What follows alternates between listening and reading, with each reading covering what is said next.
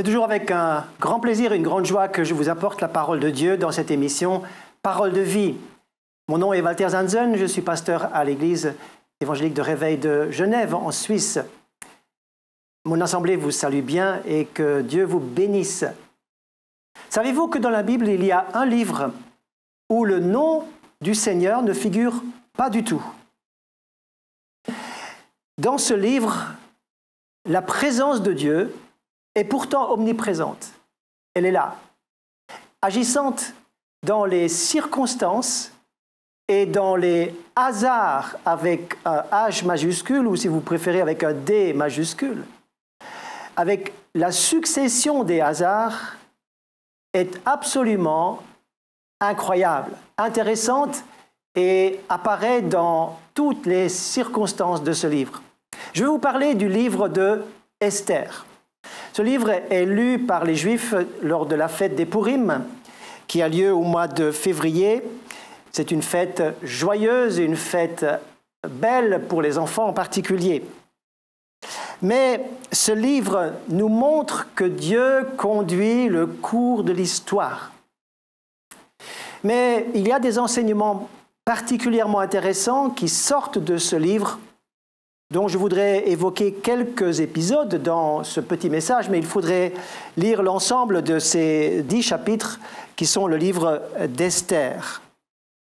L'histoire se situe à la cour du roi d'Assuérus. Assuérus, roi de Perse, qui s'étend de l'Inde à l'Éthiopie, un gigantesque empire. Et ce monarque au pouvoir absolu a une épouse qui s'appelle Vashti, qui va être demandée de se présenter lors d'une immense fête, mais elle refusera. Et de ce fait, elle sera tout simplement destituée. Et on va sélectionner, choisir pour le roi une nouvelle épouse. Il y aura donc toute une série de demoiselles qui seront mises en concours. Il y aura un concours de beauté, si vous voulez. Et dans ce concours de beauté, les unes et les autres vont se présenter et une jeune orpheline qui porte sur elle un charme tout particulier, finalement va émerger du groupe et sera choisie pour être la reine. Et cette jeune juive qui n'a jamais divulgué son appartenance, parce que, élevée par son oncle Mardoché, elle aura finalement à garder le secret de ne jamais dire qu'elle est juive. Et elle va passer donc d'une vie très modeste, voire de la pauvreté, elle va passer en un jour à la richesse, et d'un logement très simple, elle va passer au palais. Incroyable, cette histoire. Mais avant de parler de Hadassah ou Esther, c'est son nom, nous allons parler de son oncle qui s'appelle Mardoché, un homme qui a de la carrure, qui a une identité plantée profondément dans la culture juive et dans la crainte de Dieu surtout. Lui travaille à la cour du roi Assuérus, il est employé là, et il a un poste qui est intéressant. Mais lui est un juif positionné, tout le monde le sait, et il ne se laisse pas assimiler dans la culture perse. Il est sans compromis, malgré sa bonne situation. Et puis, lorsque vous lisez ce livre très intéressant, je vous invite à le lire, vous allez le lire d'une traite, tellement qu'il est intéressant. Et il y a un autre personnage qui émerge, qui est la personne numéro 2 du royaume, c'est Aman ou Aman. Aman est le premier ministre, le vizir du roi, un homme extrêmement orgueilleux, prétentieux et surtout très, très méchant. Et lui ne recherche que son pouvoir personnel. Et son pouvoir personnel et son orgueil personnel est littéralement indétrônable, mais il est dérangé par une personne, une et une seule personne. Et c'est justement Mardoché. Pourquoi? Parce que le roi a demandé que tout le monde fasse des courbettes devant Aman, et puis ce Mardoché intègre qui refuse dans son dans son entêtement, j'allais dire, et dans ce caractère fort qui refuse de se courber devant l'exigence de Haman, eh bien, cela irrite ce vizir du roi au plus haut point. Il est fâché, il n'arrive pas du tout à se réjouir de toutes les richesses et de toute la gloire qu'il a, parce qu'une personne refuse de se courber devant lui. Et Haman symbolise vraiment tout le plan de l'ennemi qui va se mettre en place petit à petit. Et cela nous parle, à nous chrétiens, cela nous parle d'un conflit spirituel. Car si vous êtes dans le royaume de Dieu, si vous êtes un chrétien engagé, vous êtes forcément dans un environnement de combat. Vous êtes dans un royaume qui est littéralement oppressé, combattu par un autre royaume. Il y a un conflit entre deux entités, un conflit entre deux sphères, entre deux royaumes, qui est le royaume de Dieu et le royaume des ténèbres. Il y a le plan de Dieu et il y a le plan de l'ennemi. Et Haman symbolise ce plan de l'ennemi qui va prendre place peu à peu, et il ne supporte pas Mardochée, tout simplement parce qu'il est juif et qu'il a cette intégrité face au Dieu d'Abraham, d'Isaac et de Jacob. Et l'ennemi n'aime pas cela. Il n'aime pas les gens intègres attachés au Dieu d'Abraham, d'Isaac et de Jacob, au Dieu de la Bible, au Dieu du Seigneur Jésus. L'ennemi conteste cela. Et vous ne devez pas vous étonner qu'il y a ces attaques parfois dans notre vie qui sont dues au fait que nous sommes dans une appartenance. Nous appartenons clairement, nous sommes positionnés dans un royaume. Et l'ennemi n'aime pas ce royaume et s'insurge contre ce royaume. Donc ainsi, un combat spirituel gigantesque à l'époque va donc prendre place. Et ce plan va être le suivant. Et Haman va décider, faire signer ce décret par le roi Assuérus, que toute personne juive dans le royaume devra être exterminée à un jour précis, à savoir le 13e jour du 12e mois. Mais nous savons une chose, alors que dans toute la ville de Suse, tous les Juifs sont en train de pleurer face à cet édit qui a été affiché publiquement, nous savons une chose, c'est que le plan de Dieu prévaut toujours au plan de l'adversaire. Le plan de Dieu est toujours en avance sur le plan de l'ennemi. Avant qu'un problème n'arrive, Dieu a déjà engagé sa solution. Avant que le péché ne fasse irruption, Dieu avait déjà prédestiné, avant la création du monde, l'agneau pur et sans tache qui allait ôter le péché du monde. Avant l'heure du jugement vient l'heure de la grâce. Dieu précède toujours le plan de l'adversaire. Avant le décret de l'extermination, Dieu avait déjà mis en place Esther, la reine Esther. Dieu a tout prévu d'avance.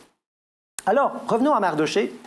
Lorsque lui va apprendre ce fameux décret horrible, et il va déchirer ses vêtements, il va crier, et tout le monde va savoir qu'il est dans tous ses états parce que son peuple va être touché.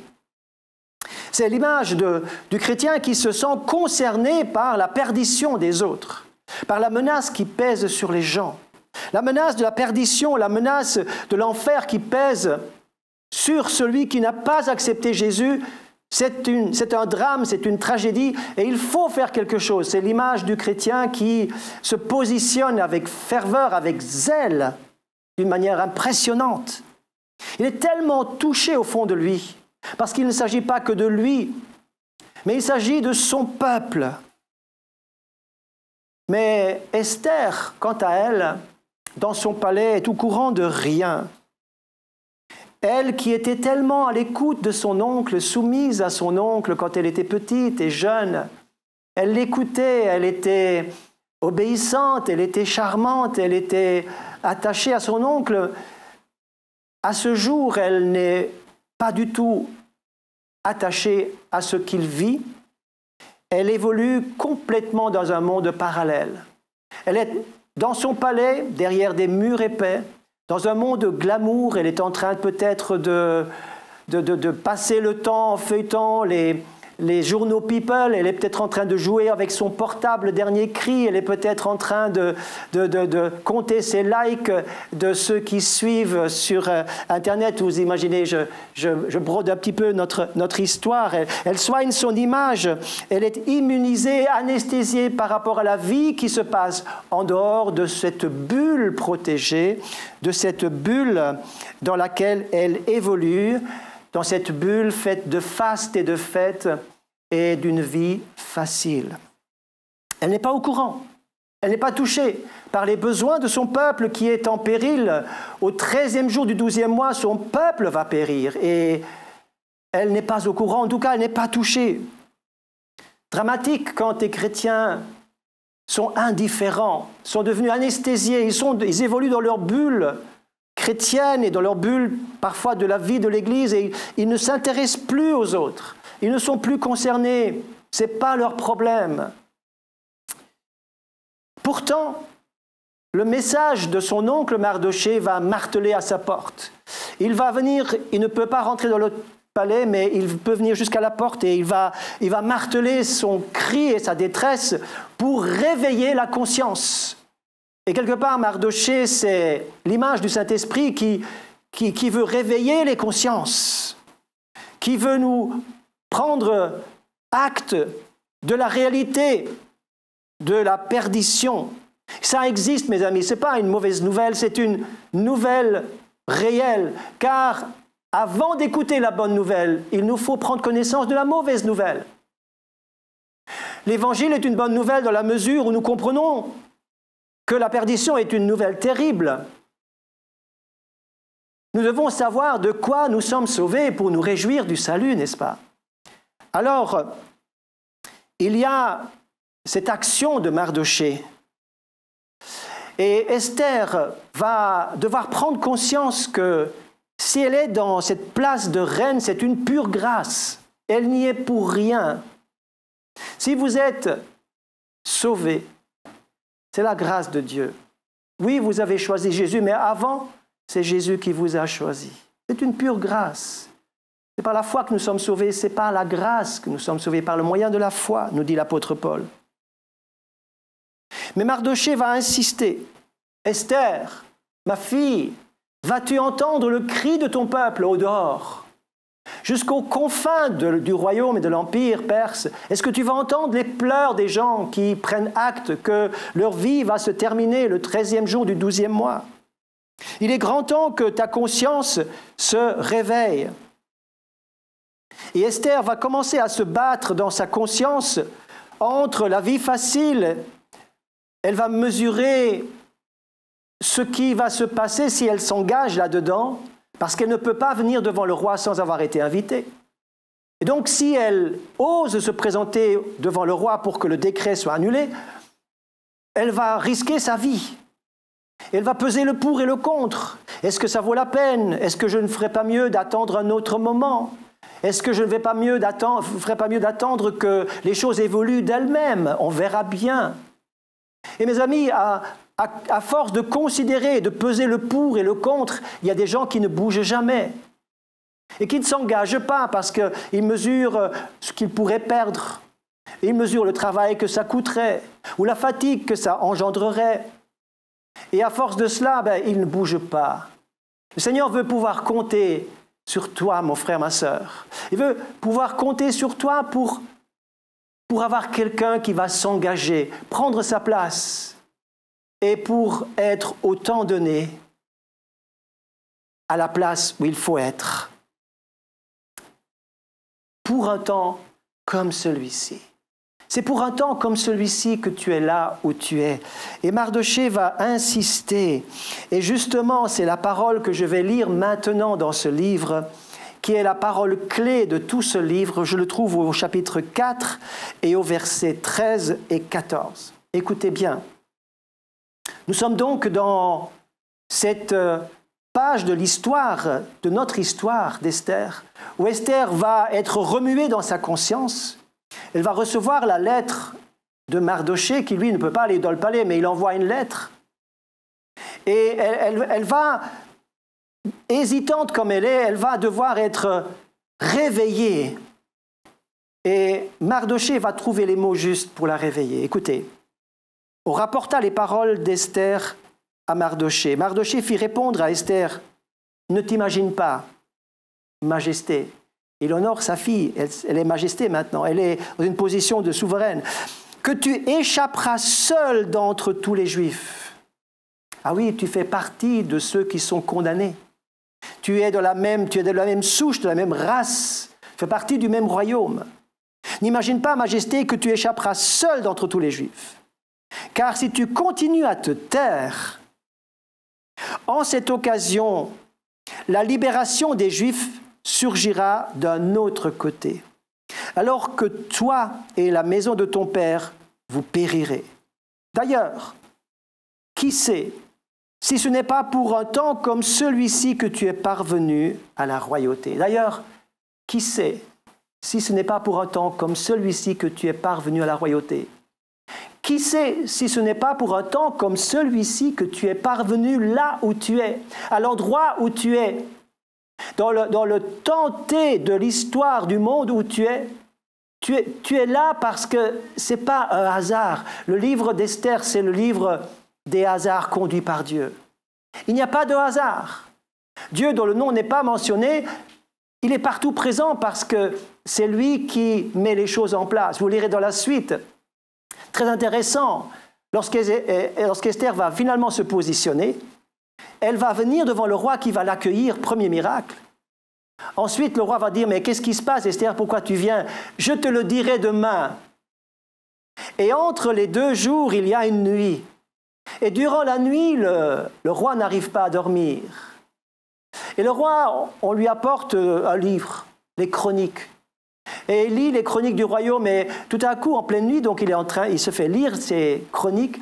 Et il y a quelque chose qui dit, mais il y a eu quelqu'un qui a sauvé la vie du roi. Et le roi s'arrête, en pleine nuit donc. Est-ce qu'on a récompensé cette personne? Et le lecteur va dire, mais je ne vois rien, non. C'est qui cette personne? Ah, c'était Mardochée. Eh bien, qu'il soit honoré. Arrive Haman juste à l'aube pour la fête, puisqu'il est invité à la fête qu'Esther avait organisée pour le lendemain. Et le roi va dire à Haman, « Qu'est-ce que tu voudrais faire pour quelqu'un que le roi veut honorer ?» Alors Haman dit, « Ah, le roi veut m'honorer moi. » Alors il va dire ce qu'il aimerait bien. « Eh bien, tu vas faire ça pour Mardochée. » Le monde s'écroule. Alors que Mardochée était prévu pour être pendu à la potence. Et lorsque la fête va basculer complètement, lorsque Haman finalement est tellement perturbé, tellement dévoilé, qu'il se jette aux pieds de la reine, que le roi va dire « Quoi? Maintenant, il touche encore à ma femme, à ma reine, et c'est lui qui va être pendu. » L'histoire va se retourner complètement en un seul jour. Quelle histoire intéressante et incroyable, parce que quelqu'un aura pris sa place, quelqu'un aura pris sa responsabilité dans un temps donné. Qui sait si ce n'est pour un temps comme celui-ci que tu es parvenu à l'endroit où tu es? Parce que l'endroit où tu es, c'est un endroit de salut pour quelqu'un. C'est un endroit de salut pour quelqu'un. Extraordinaire, extraordinaire. À Genève, où j'habitais, je mettais ma voiture au 5e sous-sol d'un grand garage.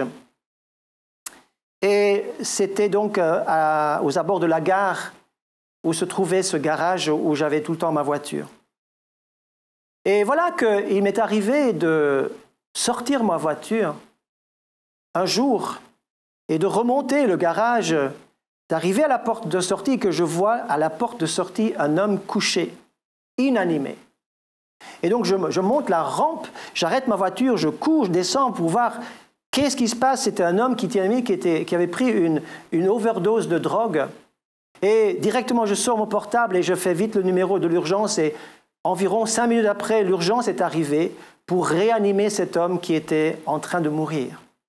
Pourquoi est-ce que par hasard, je suis juste sorti du garage à ce moment-là, quand l'homme venait tout juste de faire une overdose au même moment? Et nos chemins se sont croisés. Dieu m'avait placé là pour sauver la vie de cette personne.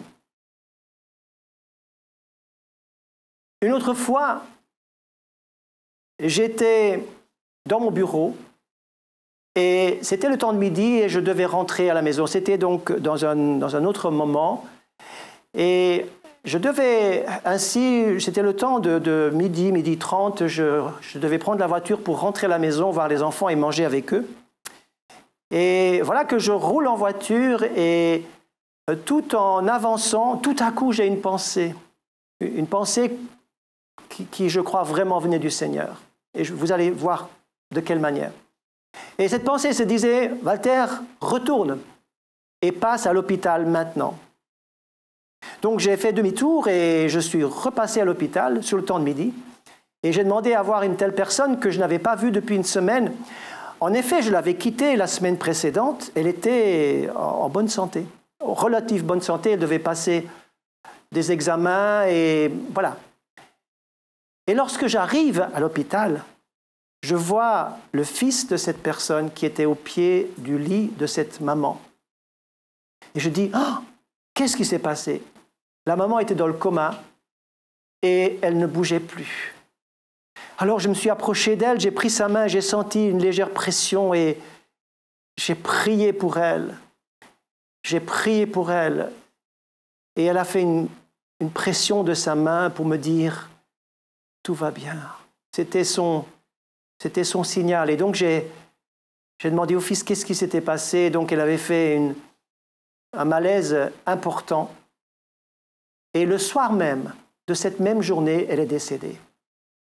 Et lorsque je me suis occupé de ce service funèbre, eh bien, le fils me disait combien le moment où je suis arrivé était un moment important.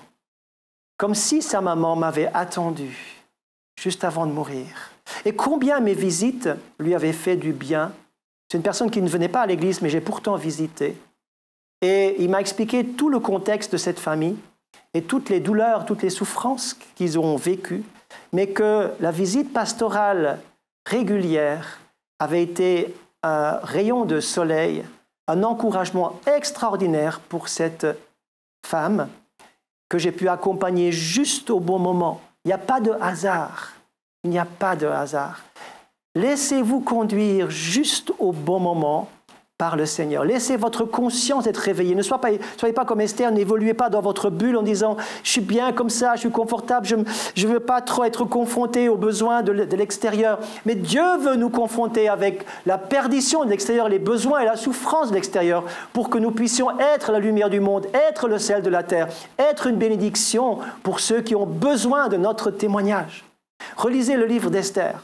Vous allez être vraiment encouragés de voir comment cette femme qui, par pure grâce, a accédé à cette position. Et sachez que la position que vous avez, ne dites pas « Ah oui, mais c'est mon travail, ce sont mes compétences, c'est mon expertise qui fait que je suis là où je suis. » C'est cela, oui, d'accord.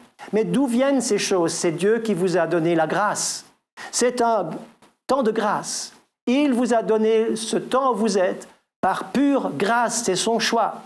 Il peut vous laisser là, il peut vous mettre ailleurs. C'est lui qui est souverain, qui a autorité. Mes amis, reconnaissons la grâce de Dieu et saisissons le moment qui passe pour servir et pour être une bénédiction. Que le choix d'Esther soit notre choix. Reconnaissons aujourd'hui, et je termine par là, reconnaissons peut-être que nous laissons nos consciences être endormies. Nous avons besoin de nous réveiller et qu'il y ait des Mardochées. Peut-être que je voudrais être ce Mardoché pour vous. Réveillez votre conscience. Là, je ne vais pas commencer à pousser des cris et déchirer mes vêtements, mais je voudrais que votre conscience soit réveillée. Je prie que le Saint-Esprit réveille votre conscience. Ne soyez pas indifférents à votre prochain, à ce qui se passe autour de vous. Dieu veut que vous soyez un instrument de témoignage et de salut. Secouez donc votre indifférence et recevez la compassion, car qui sait, si ce n'est pas pour un temps comme celui-ci que vous êtes là où vous êtes, Qui sait, ce n'est pas pour un temps comme celui-ci que vous êtes placés par le Seigneur dans ce monde-là. Ah oui, nous disons, autrefois, j'aurais aimé évoluer dans un autre monde ou dans un autre pays. Non, non. Dieu ne s'est pas trompé quant à vous. Il ne s'est pas trompé. Et c'est lui qui vous a placé là pour que vous soyez un instrument de bénédiction et de salut, comme Esther l'a été. Que le Seigneur vous bénisse. Je vous remercie de m'avoir suivi dans cette histoire, dans ce récit, avec de nombreux rebondissements. Et je vous invite à lire les 10 chapitres du livre d'Esther. Vous lirez ça en une demi-heure et c'est une histoire passionnante qui va vous intéresser, vous interpeller et vous bénir. Que le Seigneur vous parle, que le Seigneur nous parle comme il m'a parlé au travers de ce message. Donc, au plaisir de vous retrouver une prochaine fois pour une autre émission Parole de vie. Je vous bénis et je vous recommande à la grâce de Dieu à la fin de ce message. Et merci encore une fois de m'avoir suivi. Que Dieu vous garde. À bientôt.